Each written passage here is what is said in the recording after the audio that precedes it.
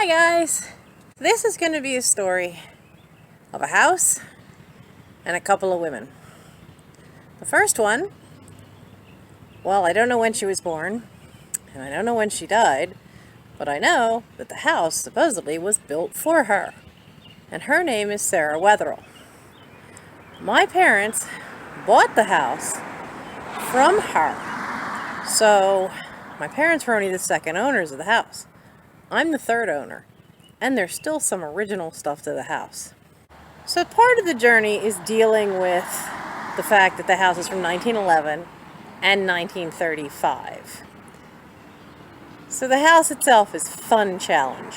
So some of the videos you see in my channel are going to be about the house, the challenges of having a house that old, the challenges of having part of a house built in the middle of the Depression. That's where the biggest problems are. And the fact that Dad never really did anything to the house, but Dad did things to the house.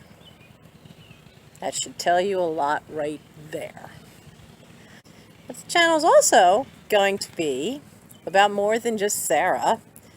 It's mostly going to be about me. My name's Nancy, and my journey with the house and the stuff that I have inherited from Alda Ann, my mom, my aunts,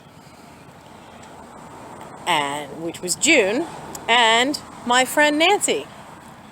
So I've inherited 3 different estates, and it's all now in the Wetherill house. Okay, so let's start here with June. June lived all over the world. June was an American Airlines stewardess right after the war, when they were still converted B-52 bombers, some of them. So there are some things from the airlines here from the late 40s and early 50s. She also, once she married, had a chance to live all over the world. Scotland, briefly in Norway. They were in Venice, Italy. They were in Iran when it was still the Shah in the 70s. They had a chance to go to live in China for 6 months, way long ago. And there's bits and pieces from her.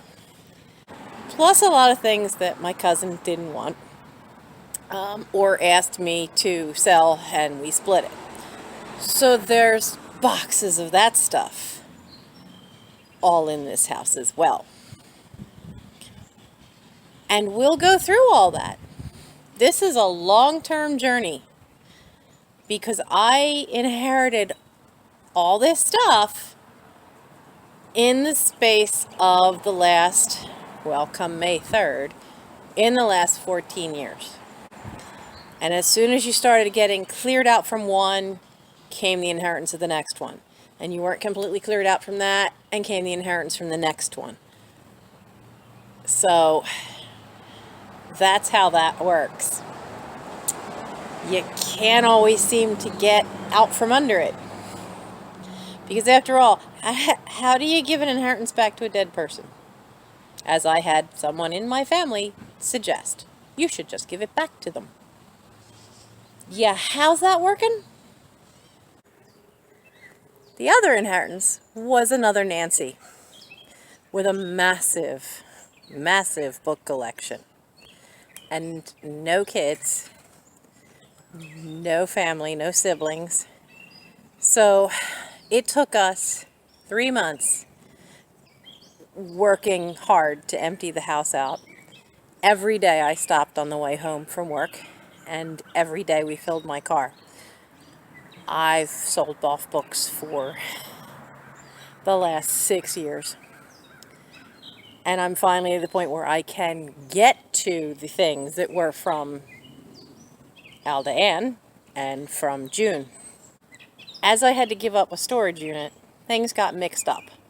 So I never really know what a box has in it until I open it. But in emptying the house, as we got to the deadline, the people whose job it was to empty the house just started throwing things in boxes and shoving them in my car. So some boxes I got, I didn't help pack them. I was packing books. I don't even know what's in some of these boxes from them. I do know there's at least 3 boxes of nothing but linens, and heaven knows what else. And a lot of that's where we're at in the living room. We're finally getting to some of that. But again, I had to empty the one storage unit that was the last storage unit that I had left out of 3 that I had inherited. But when I did that, things got all mixed up because that was the holding pattern storage. And when I had to give that up, it just, everything got moved in willy-nilly. So it kind of became a sliding puzzle in that you have to move this or that out of the way to get to the thing you might want. But it's a process, and we're getting there. So I have all of that from the other Nancy. Now, I'm going to sit down because now we're going to talk about Alda Ann Krause, the woman I inherited the house from, my mom. Don't you love this? I'll give you a close-up of this. This azalea was one of those little florist azaleas that was sent to Alda Ann Krause. But my mom, who went by Alda in high school and then by Ann later on in life, she blamed the TV show MASH for that because there was the Alda family, Alan Alda, and it's spelled the same way, but when it's your first name, it's Alda, and people couldn't call her the right name anymore. But this was a specialty kind they send you in the hospital, and they're not supposed to be able to live outside. Well, it's not only lived, it's thrived. Now there's a tree. That's a little bit of a problem, but it's doing really well. But now we get to Ann, which was my mom. I didn't really know her as Alda. I didn't know her in high school. I didn't come along till she was in her mid-30s. So she was always Ann. She was always Mom to me. She used to sew professionally. Anyway, so Ann was a professional seamstress. She sewed for Stern's Costume Shop. She sewed for so many theater groups. A lot of Gilbert and Sullivan theater groups, like Rose Valley Chorus and Orchestra, the Ardent Singers. She sewed for the mummers. There was a group of mummers that she had sewed for, and if you don't know what mummers are, I would say look up on YouTube Philadelphia Mummers Parade. You are bound to find videos. It's a big thing in the Philadelphia area. Always on New Year's Day. But she, being a child of the Great Depression, she was born in 1929. Being a child of the Great Depression, she didn't like to throw a lot out. Things would be reused, repurposed, used until they just couldn't be used anymore. And with 6 kids and a Boy Scout troop, and this was always the neighborhood house where everybody could safely hang out, that wasn't a problem, except for fabric.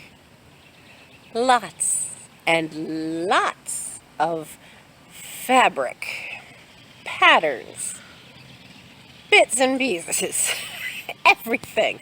I had filled my car twice to the roof of the car and took it to the county nursing home.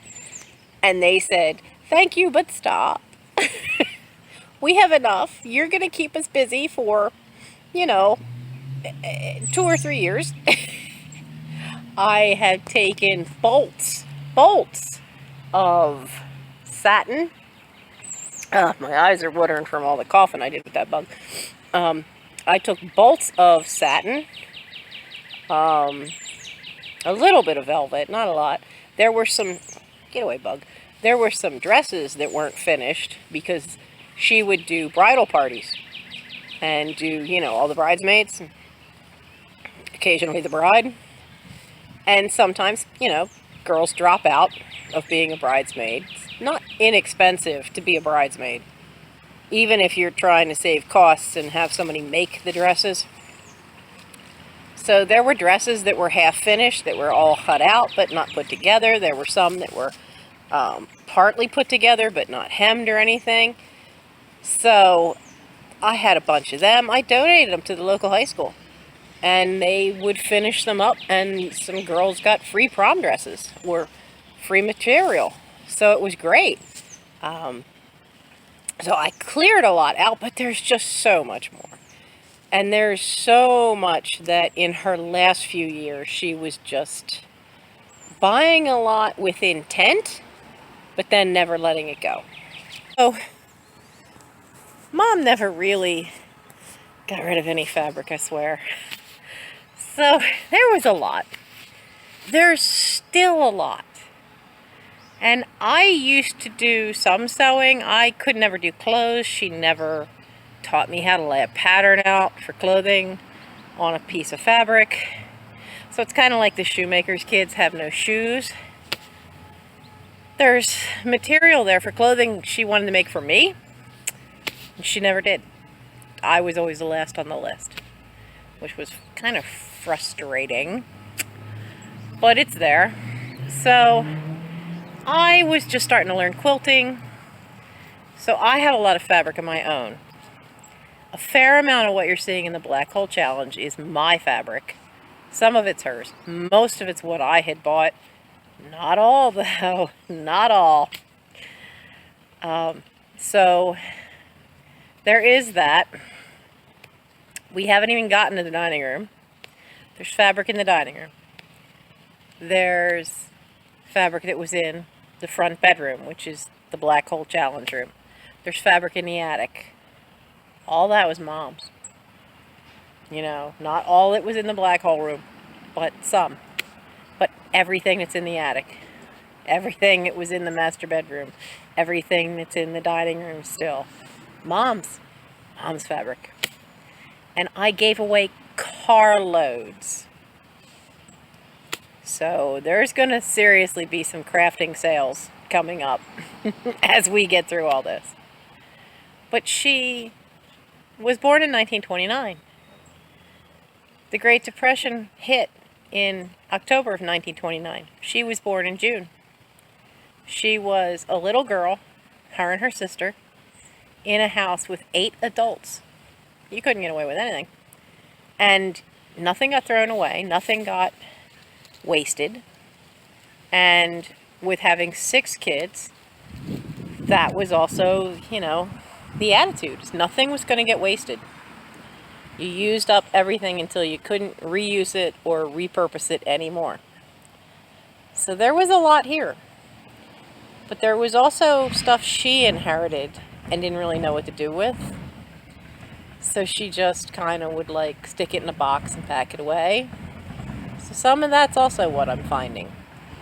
And this is my journey. I've been doing this for a long time, and as soon as I seem to dig out from one, at least enough to get away, at least enough to function, then I got hit with another one. And then when I got the house, I didn't know I was getting the house. And the first 5 years after getting the house was just coasting. You know, I did everything I could to keep going because I was raising a nephew. I've had Mike since I was 2, or since he was 2, sorry. And he's 26 now. He was 12 when Mom passed away. And, you know, I kept going with him as much as I could.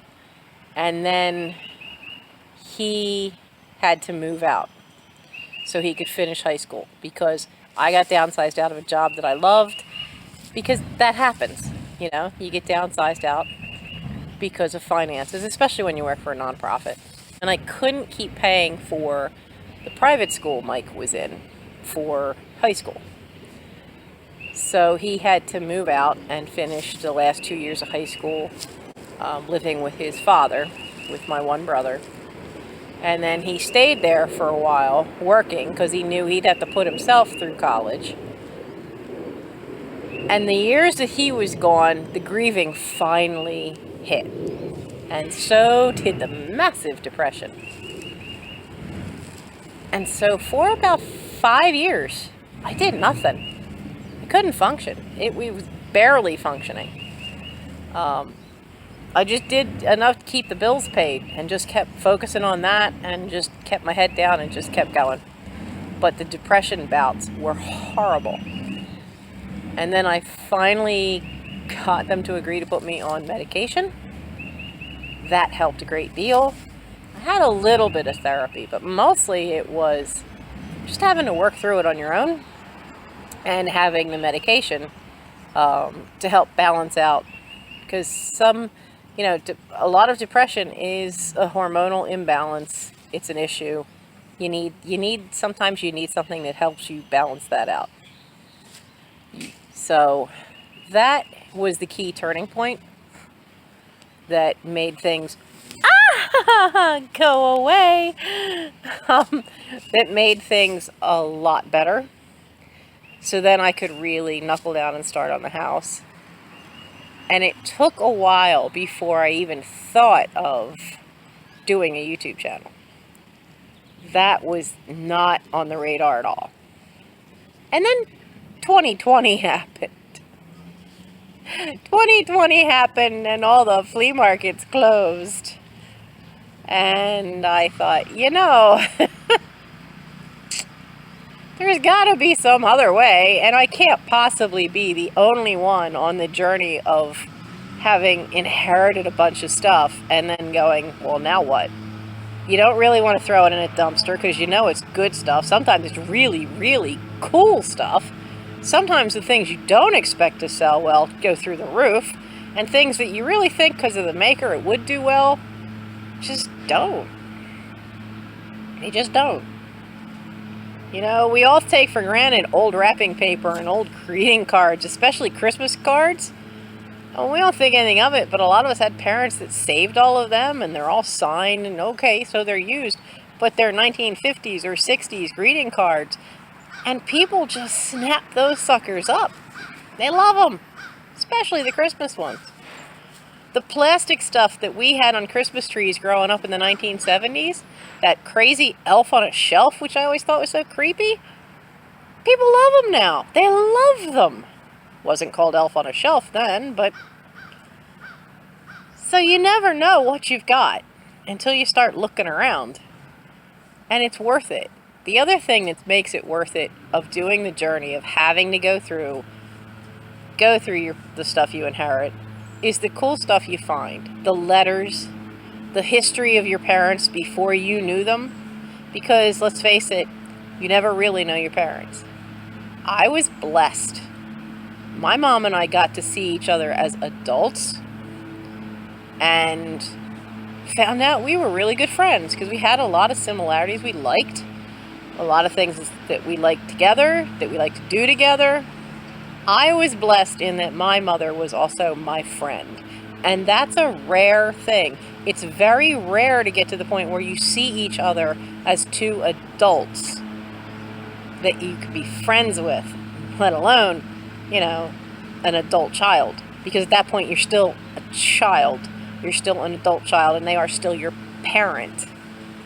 I was truly blessed because we got past that. And most people don't. But I knew she'd been seeing somebody before my dad. I didn't know she was engaged to the guy until we found the letters. I didn't know much about my father's background. I still don't. But in one of the latest videos I posted, the Black Hole Challenge Part 2, at the very end, there's a surprising thing I found. Because my dad's mother didn't like Mom. His sister didn't like Mom.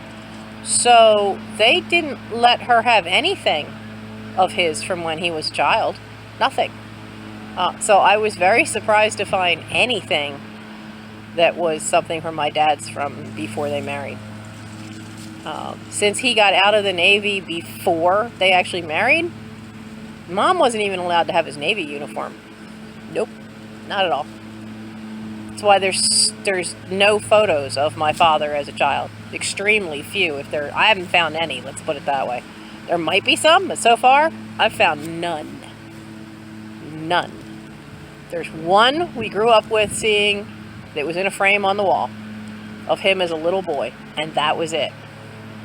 And so far, that's still it. So some things you'll notice because of their absence, and other things you find that are surprises. And if they spent any time where they started hoarding or had a large collection of stuff, you just don't know what you're going to find. And it really is worth it. It's hard. It can be very rough. It can also be one of the most joyous things you'll ever do. And it really is something you need to face, is going through their stuff when you have an inheritance. It's been a challenge. There have been times it's had me in tears, but I still wouldn't trade it for anything in the world. Now, as I sell things off, all that's getting fueled back into the house. So we backtrack all the way back from Nancy and June and Anne and myself.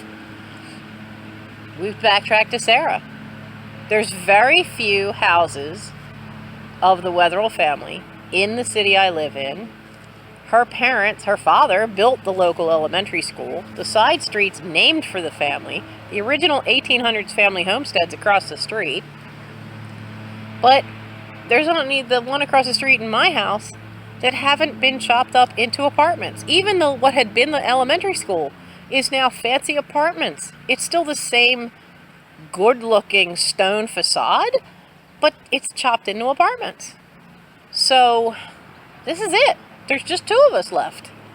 And if you look up the Wetherill family, they have a huge amount of history. Not just here, but out in the West. Out among the Pueblo Indians. One of them knew Zane Grey. They were archaeologists. They are a family that has a lot of history. And I don't want to see this house end up any further deteriorated than it is. Because Dad didn't do a lot of maintaining. So now it's to the point where it's showing 100 years of age. That's what happens. It's a journey. It's a process. And my house is stuffed. So come along on the journey with me. Work it is. And how you've got to go through that first period of frustration and upset and anger. That's all stages you're going to go through first. But it is a journey. And if you've ever seen Paperiosity Inc. Do hoarders houses, they get to do it in a very brief space of time. And he has a bigger format to be able to sell stuff off because he's got, he sends the bigger things to the auction house. He's also got the shop. I don't have a shop. I have eBay, I have Etsy, I have live sales. And I've yet to figure out the balance to keep all three juggling in the air at one time. So that's also a process. However you decide to clear it out, but don't give up on not go through it. So my goal is to restore the house as much as possible, but at the same time bringing some things more up to code so that this house can go on for another 100 years. So that's what I'm doing. I'm going to take all the stuff and use it to further that goal. You have to have goals. And so now you know about the four of us. Nancy, June, Anne, and Nancy. So if you like what you heard, or are on the same journey, or are interested in watching that journey, by all means, subscribe, hit that like button, that thumbs up symbol, and the little bell. Now, I don't have a set schedule for when I post a video because I am trying to juggle so many balls in the air. I also have a disabled brother that I take care of, and I have a job outside of the house. So that keeps me from having a set schedule of when videos get posted. So when you hit the bell, it'll pop up and ask you what notifications you want. Please hit all notifications, because then you'll never miss one of my videos, since they are irregular in when they come up. So have a great day. I hope where you are, the flowers are blooming. I hope the sun is shining. And I hope the weather's good. And that you are having a wonderful day. See you around.